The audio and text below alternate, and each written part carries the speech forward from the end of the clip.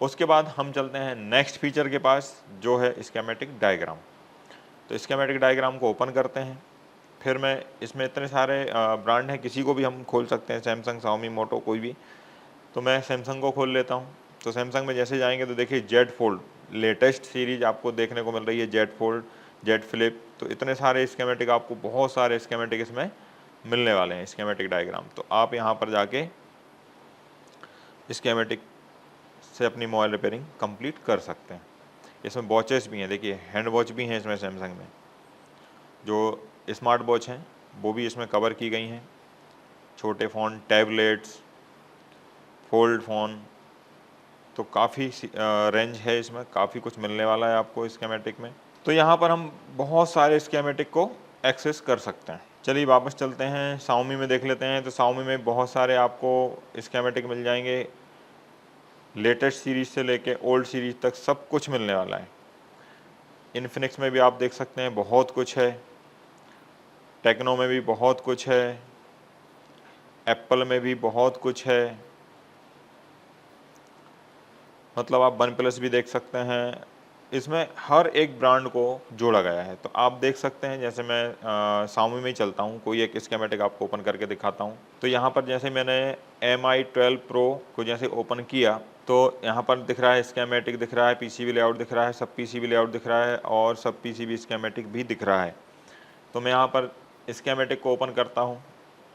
तो इस तरह से आप स्कीमेटिक को क्या कर सकते हैं, जूम कर सकते हैं और एक एक लाइन को ट्रैक कर सकते हैं। तो मैं आपको यहाँ कुछ चलाना दिखाता हूँ, कैसे चलाना है। मान लीजिए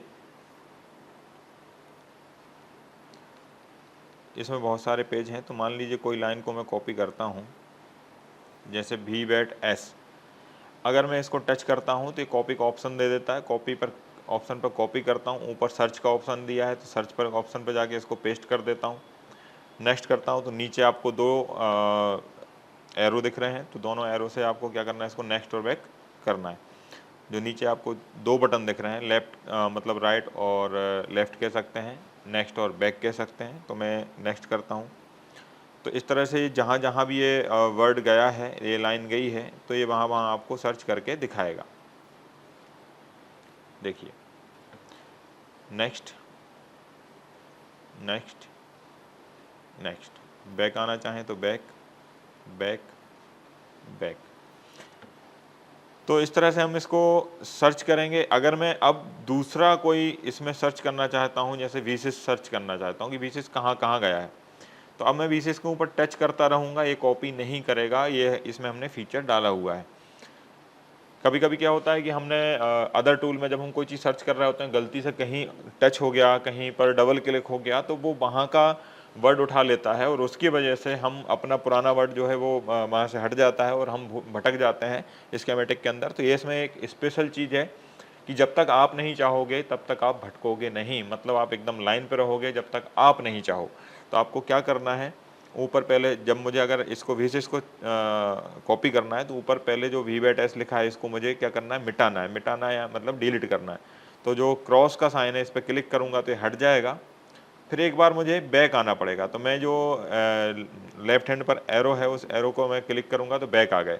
अब मैं इस पर टच करके रखूँगा वीसिस पे, तो अब कॉपी का ऑप्शन आ जाएगा। इसको कॉपी करेंगे, फिर सर्च पे जाएंगे, फिर पेस्ट करेंगे, फिर नेक्स्ट करेंगे। अब मैं इसको सर्च कर सकता हूँ, ये कितनी जगह पर है, कहाँ कहाँ है।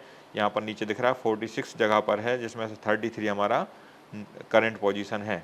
तो यहाँ से मैं कितनी भी जगह इसको क्लिक क्लिक क्लिक करके देख सकता हूँ। तो ऐसे हमें इसे कॉपी पेस्ट करना है, कैसे सर्च करना है वो आपको पता चल गया। लेकिन आप चाहते हैं कि साथ में पीसीबी लेआउट भी दिखे, तो आपको ऊपर बने हुए जो हमारा एक सर्कल बना उसमें 3 लाइनें हैं, उसको पे क्लिक करना है। पीसीबी लेआउट वाले जो हमारा टैब दिख रहा है उस पर हमें क्या करना है, राइट क्लिक करना है, मतलब उसको टच करना है, तो दोनों ऊपर नीचे ओपन हो जाएंगे।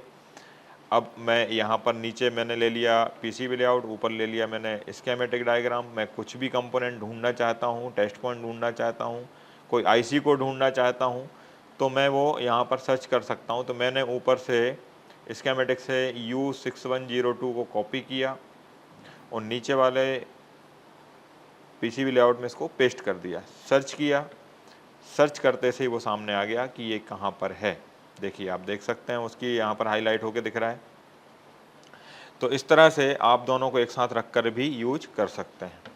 तो ये था स्कीमेटिक डायग्राम की किस तरह से हम स्कीमेटिक डायग्राम को यूज करेंगे।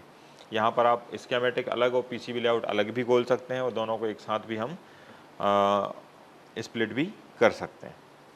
तो ये था हमारा स्कीमेटिक डायग्राम।